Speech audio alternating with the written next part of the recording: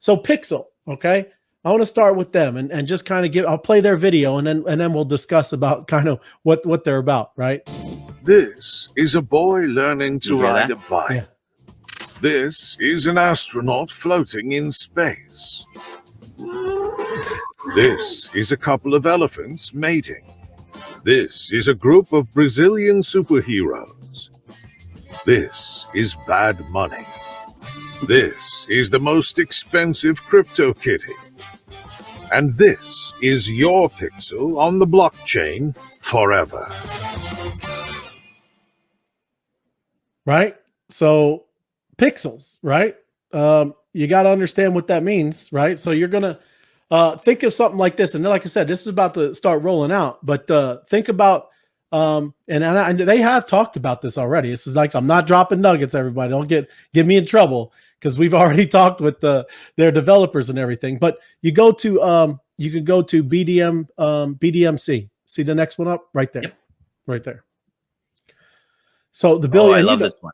Yep. The $1 billion market cap, right? So just think of what I'm talking about when I'm talking about pixelating Google Earth, right? That's just think of they call it like a game, but it's really not a game. I mean, it's thinking about where you're able to own. Right, and think of it as an NFT. Own a pixel that's a pixels that are layered over Google Earth, right? Think of what that could be, right? So you could own a little piece of I don't know, maybe the pyramids, if that's where your pixel is over Google Earth, or maybe if you buy the whole section.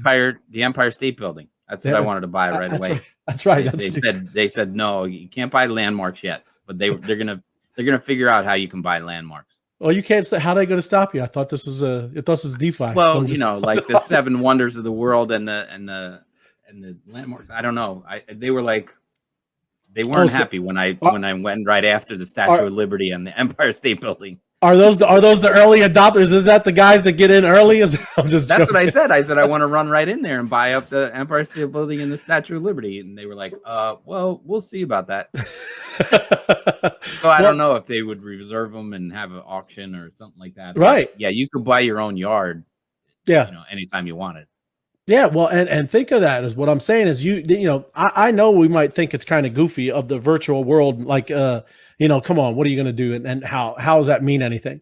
But it kind of, I've been watching a lot of videos on all this kind of stuff, and it really got me thinking, because my daughter, she loves Fortnite. She loves all that Fortnite stuff and all, right. And those kids, they spend a lot of money on there, everybody, and a lot of it is about like you're getting something that's like a skin. They call it a skin, but it's literally just digital clothes for the little player, right? But you kind of could think that's goofy, but what's the difference of that, right? What's the difference of that? And then you or your wife that wants to go shopping at the mall and buy designer clothes so she can be seen out in the regular world, right? You got to understand how this digital world is really real, everybody, that people are involved in and doing it.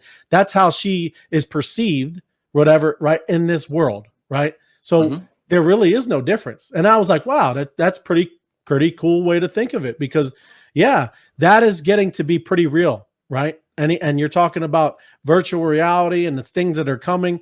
I know maybe some of us are not into games and maybe this digital space, but I could tell you it's getting very realistic. And, I can understand why there's a lot of value in that, right? So that's pretty cool of what the Pixel and one of their, projects that they're kind of be rolling out is pixelating something like Google Earth, right? So